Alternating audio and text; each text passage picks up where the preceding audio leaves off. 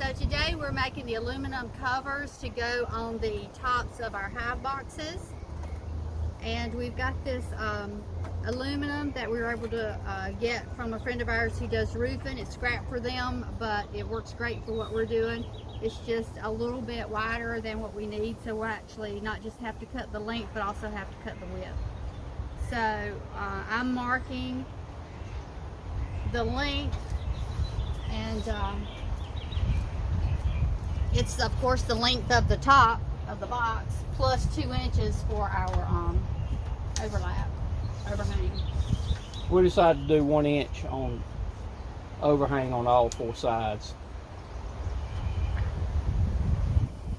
This is 28 and 5/8.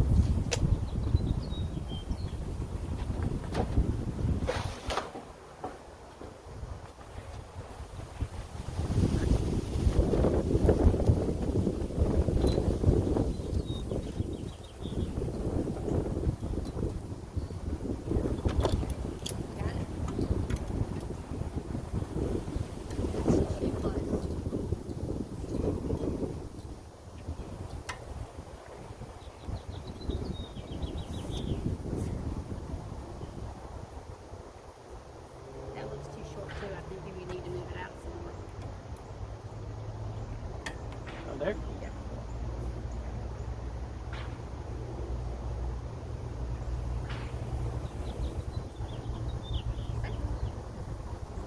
And then Roy cuts it with just a razor knife.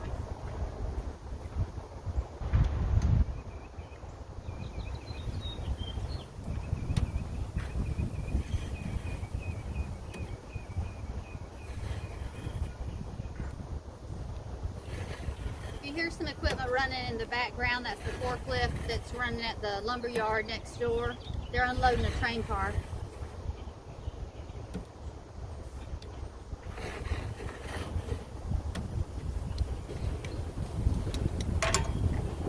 Most of the time I just score that like 5, sometimes 6 times. And that's usually all it takes.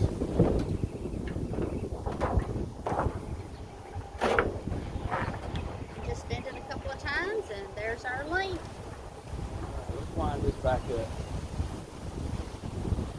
Trying to keep this from going boing.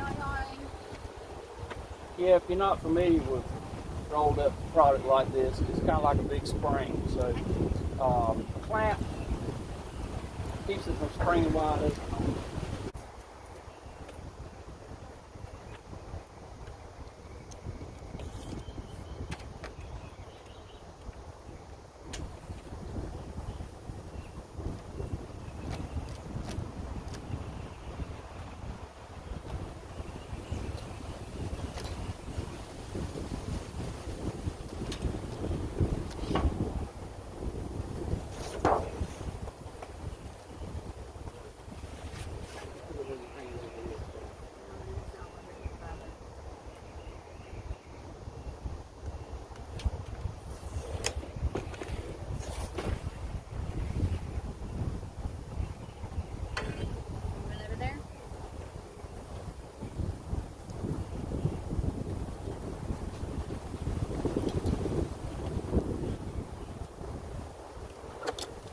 We're still cutting the aluminum that's going on top of our hive boxes. We're cutting the width now. I've got it marked and clamped down with a good straight edge and just cutting with a razor knife. Roy's been doing this because he's stronger than I am and it's a lot easier for him, but he stepped away for a minute, so I'm just trying to keep moving on a little bit. He can usually score it about 5 times with the razor knife and it will cut, but I'm gonna have to go more than that just because I'm not as strong as he is.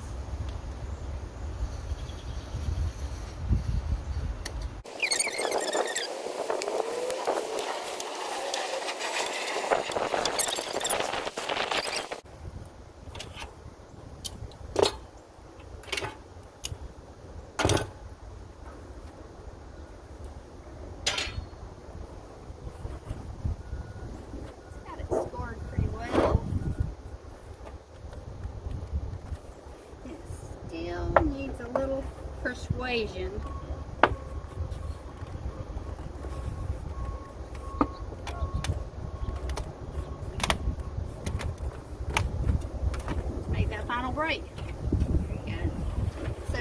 that's left for this one is for us to bend 1 inch all the way around. Okay, we've got our length and our width cut on these lids here. We marked in 1 inch each way. I've got it in my bender here, and for homemade this works pretty good. I've used commercial benders before, and it's just not quite as sharp, but using it on wood, they fit great up on the ones where we've gone to fit it, test them out. So we just put it in there and bend it, and then I just put a little bit extra pressure on the back to get it bent far enough, and loosen it up enough. There you go. It gives a pretty nice bend right there. So these are going to go on, and I'll staple through the outside to make the to attach it onto there. So we just get them in here and get them lined up, tighten everything down.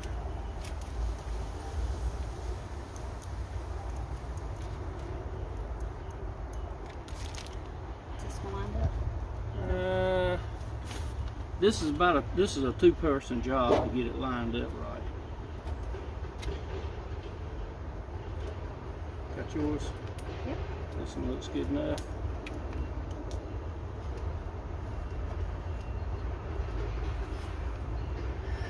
We just finished building this yesterday afternoon late, so did a little sanding on it. I haven't painted it or anything. That'll be after we get our lids made. Then I can come back and paint this thing up. We did learn one thing earlier.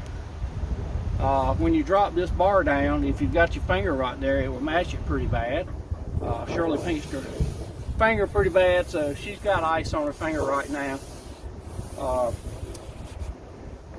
I don't think it's going to leave a mark, but put a little ice on it to keep it from swelling up and making your fingernail turn black.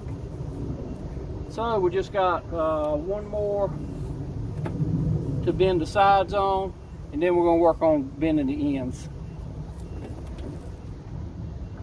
So what I'm doing is cutting a notch out so that when we bend this end up, and that's about a 60-degree piece there. It doesn't have to be a 90 to bend a 90-degree pan. So I took the top bar off of my bender here and put this piece in, because all my hives are the same width. So just put this in here, get it lined up, tighten that piece down. That way I can fold these little tabs in and bend that up to make like a pan.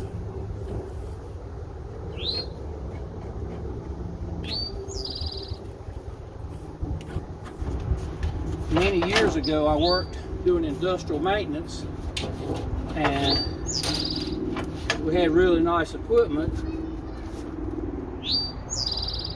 I spent a lot of time making guards and stuff like that for equipment, and we had a pan brake, and a pan brake has sections you can take out coming down, and you can do this a whole lot nicer, but those things are about $3,500, and that's a whole lot more money than I needed to spend to make bee boxes.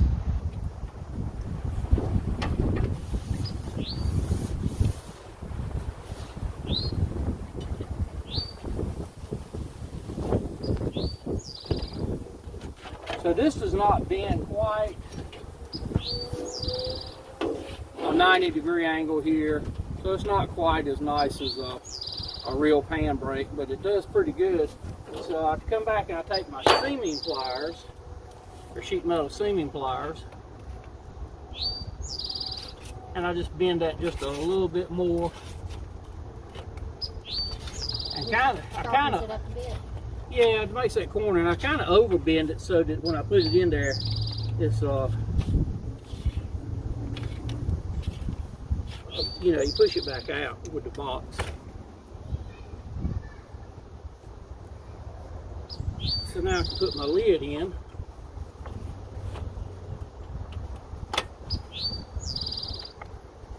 Yeah. All right. So we'll come back and staple this along the edge to make that. So it looks pretty good. It looks good enough for us. Good enough for backyard work. Yeah, the bees will like it.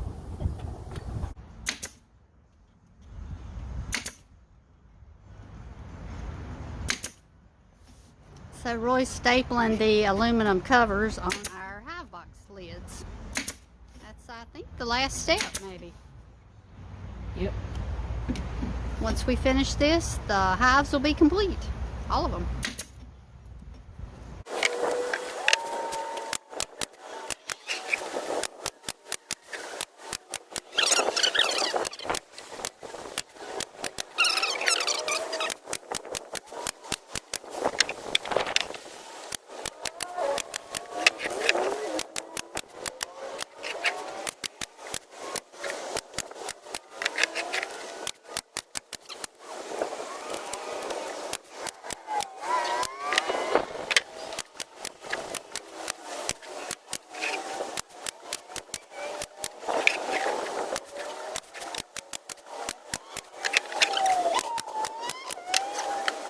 So it's a couple of days after we finished putting the finishing touches on our beehives, and I did want to come back with you guys and let you know that Roy did paint the sheet metal bender that he made.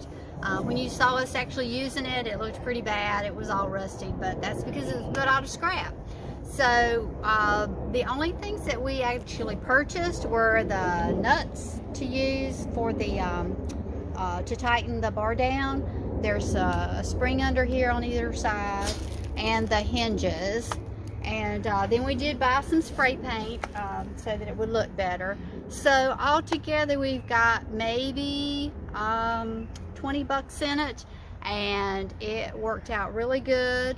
Everything, like I said, except for those few pieces that we bought, was scrap that we had laying around. And so Roy was pretty smart to put this thing together. Watched a couple of YouTube videos, and has used a sheet metal brake before, so he had some idea what it should look like and how it should function. But he did a really good job.